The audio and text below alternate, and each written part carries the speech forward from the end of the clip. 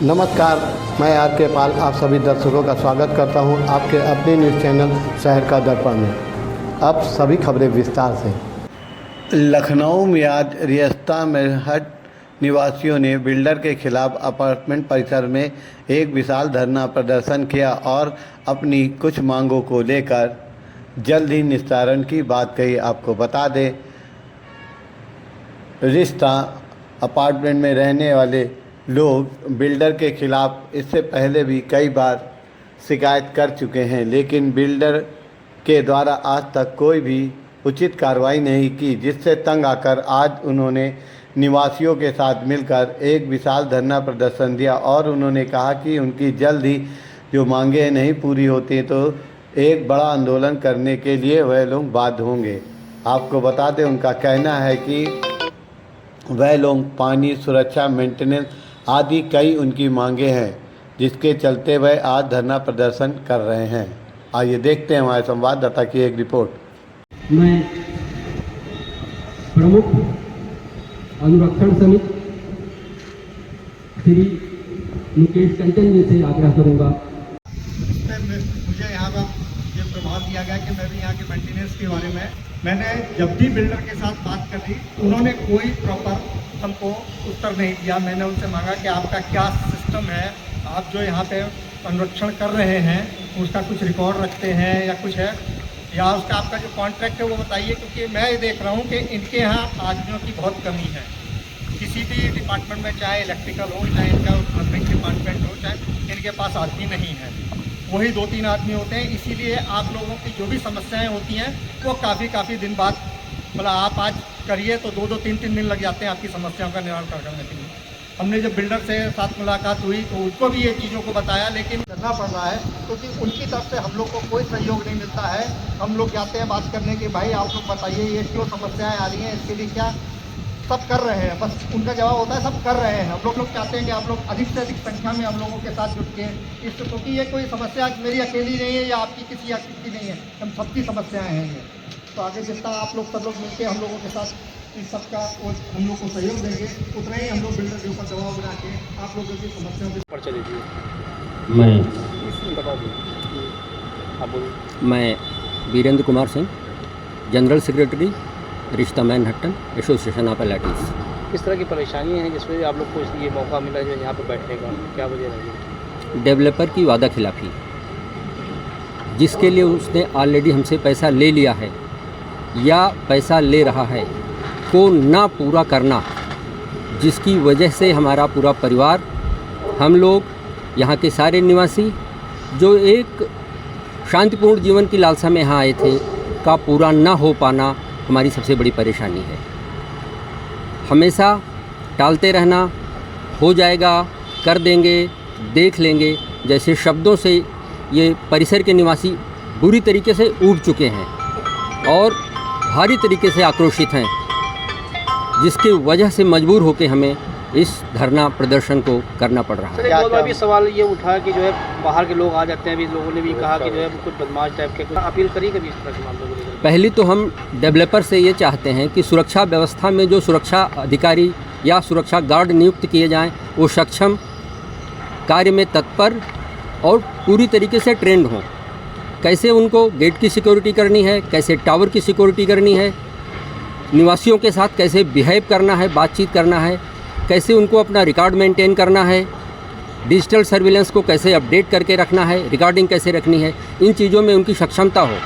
वो लोग पार्शियल या फुल्ली इनकॉम्पिटेंट लोग हैं जो इन चीज़ों को एकदम नहीं कर पाते। पिछले कुछ महीनों के अंदर 3 बार सिक्योरिटी बदली जा चुकी है। मुख्य समस्या मैनेजमेंट की तरफ से है, न कि सिक्योरिटी गार्ड्स की तरफ से। अगर मैनेजमेंट चुस्त दुरुस्त होता तो पहली बार में ही सारी सिक्योरिटी ठीक हो गई होती। उनकी अक्षमता की वजह से बाहर के लोग बिना स्क्रीनिंग के, बिना किसी वेरिफिकेशन के सीधे अंदर आ जाते हैं और फ्लैट तक पहुंच जाते हैं, रात के किसी भी टाइम, दिन के किसी भी टाइम। मूलतः क्या क्या समस्याएं हैं?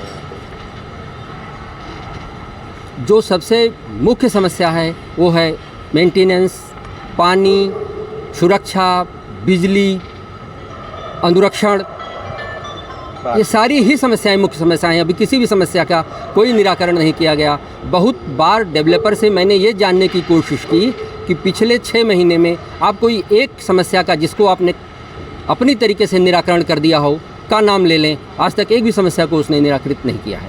ठीक है सर, थैंक यू। मैं डॉक्टर धर्मेंद्र प्रताप सिंह। सर आज यहाँ जिस तरह से आप लोग बैठे हैं, किस तरह की परेशानियाँ हैं और अभी तक की जो सुनवाई नहीं हो रही, क्या वजह है जिसको आप लोग को यहाँ बैठना पड़ गया, क्या कहना चाहेंगे? पूरा समय व्यतीत हो गया जब से इस सोसाइटी में आए, किस प्रकार के स्वप्न लेकर के आए थे।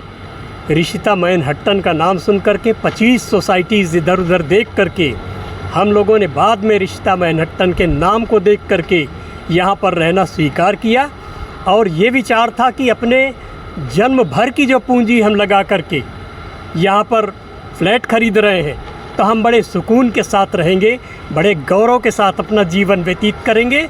लेकिन यहाँ पर आते ही हमारे स्वप्न ध्वस्त। ये विचार कीजिए कि यहाँ पर आते ही अगर अपने बच्चों को लेकर के हमें चिकित्सक के पास जाना पड़े और चिकित्सक ये कहे कि आपका पानी ख़राब है साहब, शुद्ध जल लीजिए, तो हम बिल्डर के पास ही जाएंगे। और बिल्डर ने अपने कर्मचारियों को इस प्रकार से कन्विंस कर रखा है कि कोई भी शिकायत लेकर के आए तो ना नहीं कहोगे, हाँ कहोगे, लेकिन काम कभी नहीं करोगे, क्योंकि काम करोगे तो हमको परेशानी होगी। तो इन स्थितियों में जितना जनमानस यहाँ पर प्रबुद्ध जनमानस सोसाइटी का यहाँ पर बैठा हुआ है, किसी से भी वार्ता की जा सकती है इस संदर्भ में। किसी का बच्चा बीमार है, किसी की पत्नी बीमार है, कभी वो स्वयं बीमार है, तो जल संसाधन सम्यक रूप से उपलब्ध न कराए जाने के कारण अंडरग्राउंड वाटर जो है, यदि उसकी सफाई होती तो इतनी काई निकलती है उसके अंदर से। अब सोचिए कि इतना प्रदूषित जल लेकर के अपने शरीर को हम कहाँ तक सुरक्षित रख पाएंगे, ये एक बहुत बड़ा प्रश्न चिन्ह है हमारे सामने। शरीर के लिए बहुत अहम जो होता है वो है जल, अहम स्रोत है। कहा जाता है कि जल ही जीवन है और जीवन के तंतुओं से हम निराश हो रहे हैं। जीवन हमें प्राप्ति नहीं हो पा रहा, हम लेने आए थे जीवन और निराश हो रहे हैं केवल जल के कारण। और केवल इतना ही नहीं, जल के साथ साथ सिक्योरिटी देख लीजिए। चैन के साथ व्यक्ति यहाँ पर सो रहा है और रात को 12 बजे अचानक जो है बजर बज जाता है। अब दरवाज़ा खोलने में भी आदमी सोचता है कि क्या बात है भाई, रात को 12 बजे कौन आ सकता है, क्योंकि सुरक्षा की व्यवस्था यहाँ पर ये नहीं की गई कि हमको इंटरकॉम उपलब्ध कराया जाता, हमारे पास CUG नंबर होता गार्ड का कि संकट के क्षणों में हम गार्ड को संपर्क कर सकें, या इंटरकॉम होता। दरवाजे से, मेन गेट से जो भी व्यक्ति आता है धड़ल्ले के साथ घुसता हुआ चला जाता है, वो चाहे इस सोसाइटी का रहने वाला हो और चाहे ना हो, और आता है वो टावर में। और टावर इंचार्ज भी ये सोच लेता है कि तहकीकात बाहर वालों ने कर लिया होगा, इसलिए वो किसी भी टावर पे जाना, किसी भी फ्लैट पे जाना चाहता है, आराम से फ्लैट पे जाता है और जा कर के बजर बजाता है। और जब हम गेट खोलते हैं तो कहते हैं ये लीजिए साहब अपना खाना। भाई खाना तो हमने मंगाया नहीं, जोमेटो से आया है साहब। भाई जब मैंने ऑर्डर ही नहीं किया तो जोमेटो से खाना रात को 12 बजे कहाँ आ गया? हम लोग निशाचर थोड़ी हैं, मनुष्य हैं, समय सीमा के अंदर काम करते हैं। और उनसे पूछते आपको गार्ड ने आने कैसे दिया?